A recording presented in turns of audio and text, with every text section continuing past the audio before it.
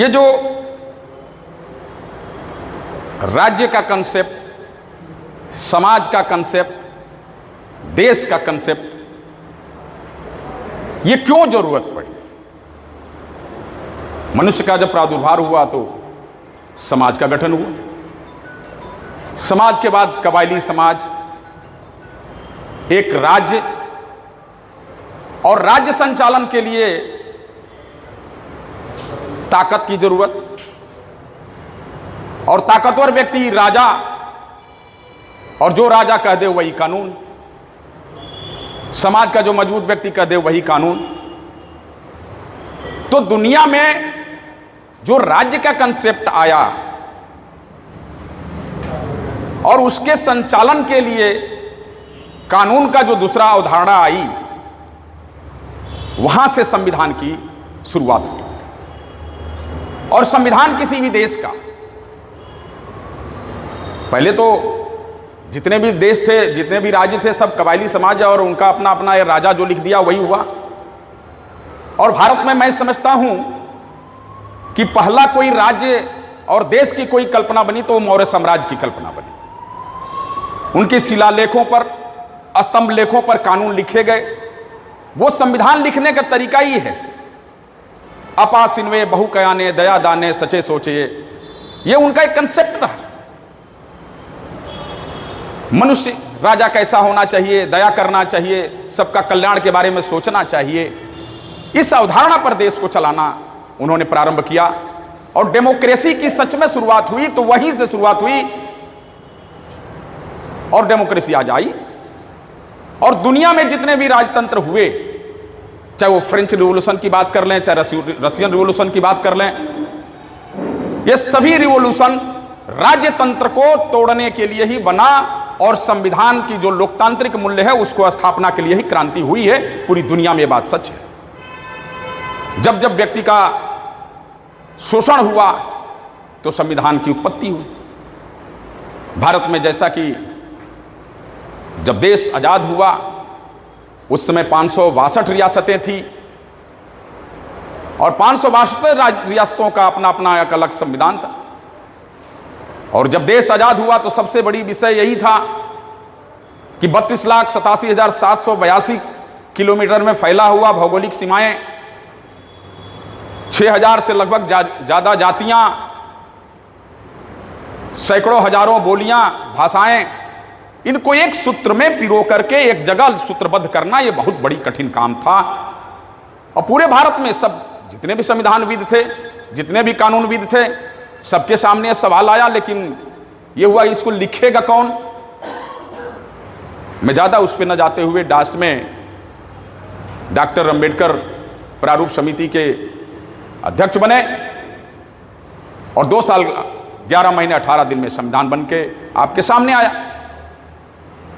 अब सवाल यह है कि संविधान में जो परिकल्पना बाबा साहब ने करी, क्या वह आज फलीभूत है? अगर नहीं है तो क्यों नहीं है, और हम सबकी जिम्मेदारी क्या बनती है, यह भी प्रश्न एक है। आज विषय हमें चुनने पड़ते हैं। मैं निश्चित रूप से अपने बहुजन समाज के सभी अधिवक्ता यहां पर तमाम मौजूद हैं, सामाजिक संगठन के लोग मौजूद हैं, और ये बात इंगित करता है कि आप समाज का वह जागरूक व्यक्ति हैं, और जागरूक व्यक्ति हैं तो आपकी दायित्व और कर्तव्य दोनों बढ़ जाता है। और कैसे हमारे समाज का प्रतिनिधित्व हो जुडिशरी में, क्योंकि लोअर लेवल में तो है, हालांकि बिहार में अभी भी जुडिशरी में लागू नहीं है आरक्षण, और आरक्षण कोई गलत भी नहीं है। जिसको आज से 5 साल पहले कहा जाता कि आरक्षण खत्म हो जाना चाहिए, तो उन्होंने संसद में बिना विरोध के ईडब्ल्यूएस 10% ले लिया, जो गैर संवैधानिक है। संविधान में जिसका कोई उल्लेख ही नहीं है उसको ले लिया। इसका मतलब कि आप जो विरोध करते थे, आप संविधान में जो आरक्षण का विरोध करने वाले लोग थे वो भी आरक्षण की बात कर रहे हैं। तो ये बात तो तय हो गई कि रिजर्वेशन कोई गलत नहीं। अब सवाल यह है कि जो उच्च न्यायालय है, उच्चतम न्यायालय है, यहां पर जजेज की नियुक्ति में बहुजन समाज का प्रतिनिधित्व क्यों नहीं है? मैं तो इधर चुनाव जीतने के बाद कई बार आना जाना हो रहा है, जितना 10-15 सालों में मैं जज से न मिला होगा उतना 10-15 दिनों में मिला हूँ। लेकिन एक सिनारियो जो सामने उभर के आई, उस सिनारियो में अभी 26 जज आए हैं हमारे बीच, 14 प्रमोशन से 12 नियुक्त हुए, उसमें से एक एससी के लोग आए, बाकी कोई प्रतिनिधि क्यों नहीं दिखता। अभी 20 नाम जाने हैं, उसकी भी हमने एक रिपोर्ट गोपनीय ले ली, उसमें भी नाम नहीं है। तो ये जिम्मेदारी किसकी बनती है? ये सोशल प्रेशर क्रिएट करना आपकी जिम्मेदारी है, और जिस दिन आप क्रिएट करेंगे वो मान लेंगे इस बात को। ये आपकी कमी है, क्योंकि जब तक आप मांगेंगे नहीं तब तक वो देंगे नहीं, क्योंकि वहां से देश की दशा और दोनों तय होती है। एक बात और मैंने गंभीर बात कहूंगा अपने बहुजन समाज के अधिवक्ताओं से, आपको जब भी कोई मुकदमा मिले उसकी तैयारी ऐसी होनी चाहिए, क्योंकि जो ऊपर बैठा है वो आपके देने के लिए तैयार नहीं है, ये बात मनोगत रूप से जान लीजिए। छोटा मोटा मिल जाए, जहां स्टेट से लड़ाई होगी वो आपको ऑर्डर सहमत होते हुए भी नहीं मिलना है। तो आपकी तैयारी इस स्तर की होनी चाहिए कि कोर्ट में आप जाएं तो ऊपर बैठा हुआ जज भी कहे कि हाँ आपने तैयारी करके आई है। हर फाइल में जजमेंट लेके जाइए, सुप्रीम कोर्ट के रोज जजमेंट आते हैं, आप कितनी केसों में आप लेके जाते हैं। हमने तो ये प्रयोग करके देखा है मित्रों कि जब आप सुप्रीम कोर्ट की रूलिंग्स उनके सामने पेश करते हैं तो वो स्टे तो दे ही देते हैं, सोचते हैं कौन लफड़े पड़े, पढ़ना उड़ना पड़ेगा, इनको दे दो, शांत करो, बाद में देखेंगे।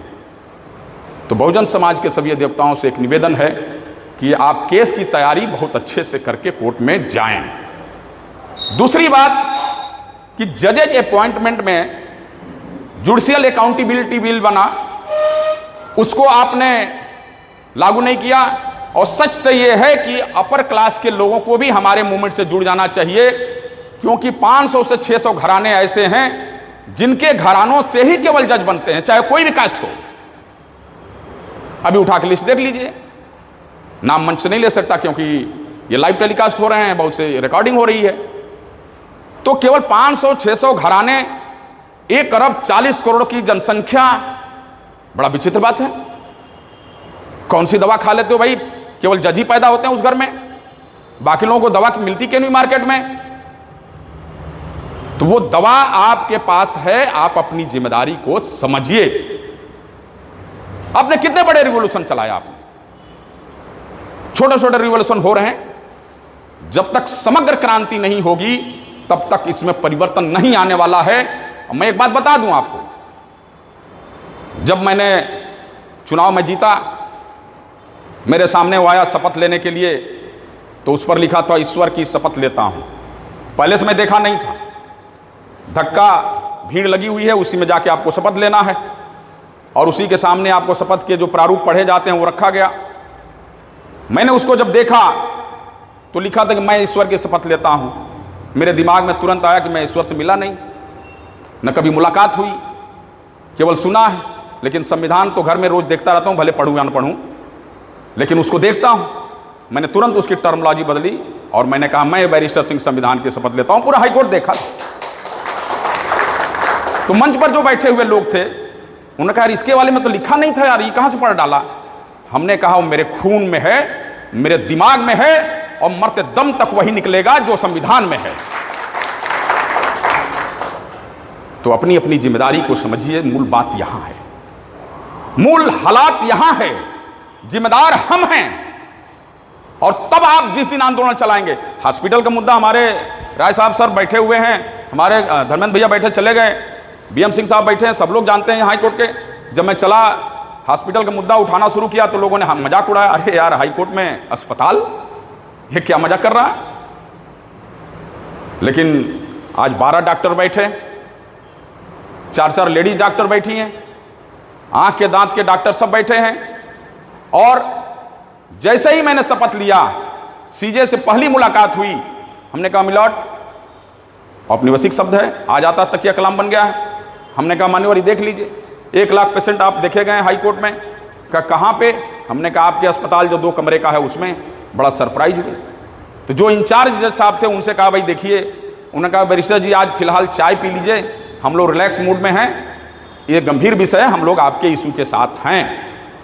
जजेज का सम्मान हुआ, वहाँ भी मैंने उठाया, लखनऊ में अभी गया पिछले शुक्रवार को, चीफ मिनिस्टर से मिलना था इस मुद्दे पर, लेकिन हम लोग लेट हो गए, नहीं मिल पाए। लेकिन डिप्टी सीएम साहब से मिला, उन्होंने कहा कि बुलाओ, हम वहाँ घोषणा करेंगे, अस्पताल तो होना चाहिए। आज डिबेट का इशू हमने हाई कोर्ट में बना दिया, अस्पताल होना चाहिए या नहीं होना चाहिए, बनेगा कि नहीं बनेगा ये विषय हो गया। आप इस आंदोलन को, जजेज नियुक्ति के आंदोलन को जन जन का आंदोलन बना दीजिए। वो आपको संतुष्ट करने के लिए निश्चित रूप से 27%, 21% आपको मौका मिलेगा। 50% का क्राइटेरिया तो उन्होंने खुद ही तोड़ दिया और जजेज आपके बीच से बनने शुरू होंगे। बगल में आपके बैठे हुए पता चलेगा वो विनोद कुमार तो जज बन गए यार, बगल में तो भाषण दे रहे थे, हम तो सुन रहे थे, चलो कुछ जुगाड़ उगाड़ लगाते हैं। तो इस दशा में आप पहुंच जाएंगे। साथियों, मैं ज़्यादा समय नहीं लूँगा, लेकिन एक बात मैं ये बात हमेशा मानता हूँ कि हो गई है पीर पर्वत सी पिघलनी चाहिए, हो गई है पीर पर्वत सी पिघलनी चाहिए, इस हिमालय से कोई गंगा निकलनी चाहिए। आज यह दीवार पर्दों की तरह हिलने लगी है, शर्त लेकिन थी कि ये बुनियाद हिलनी चाहिए। सिर्फ हंगामा करना मेरा मकसद नहीं है, मेरी कोशिश है कि सूरत बदलनी चाहिए। अगर आप सच में अगर काम में मेरा साथ देते हैं, बीएम सिंह साहब, मैं आपको आश्वस्त करता हूं कि अगला मेरा कदम वही है और क्रांतिकारी क्या मेरे खून में है, क्रांति करना मेरे वसूल में है, क्योंकि मैं इस बात को जानता हूं। मैं शहादत दिए हुए परिवार से बिलोंग करता हूं, मेरे दादाजी इस देश के लिए शहादत दी, क्रांतिकारी परिवार से हूं और ये मुद्दा मुझे बहुत ही प्रभावित करता है। और निश्चित रूप से मैं पूरा सदन से एक बात कहता हूं कि आप इस मुद्दों को लेकर के अपने साथ जाइए, अपने अगल बगल मोटिवेट करिए, तो एक लंबा कारवां निकलेगा। ये लंबा कारवां दिल्ली तक पहुंचेगा और दिल्ली तक जब पहुंचेगा ये जन जन की आवाज बन जाएगी, तो बहुजन समाज से आने वाले जजों की भरमार हो जाएगी। ये बात मैं आपसे कहना हूं आगे आने वाले सालों में। मैं मंच को बहुत आभार व्यक्त करता हूं। हमारे राय साहब भैया बड़े जुझारू हैं, हमेशा संवेदनशील रहते हैं मुद्दों पर। के भैया तो हमारा अकेले ही काफ़ी हैं, नाम किसका किसका लूँ, यहाँ भरा हुआ है सदन।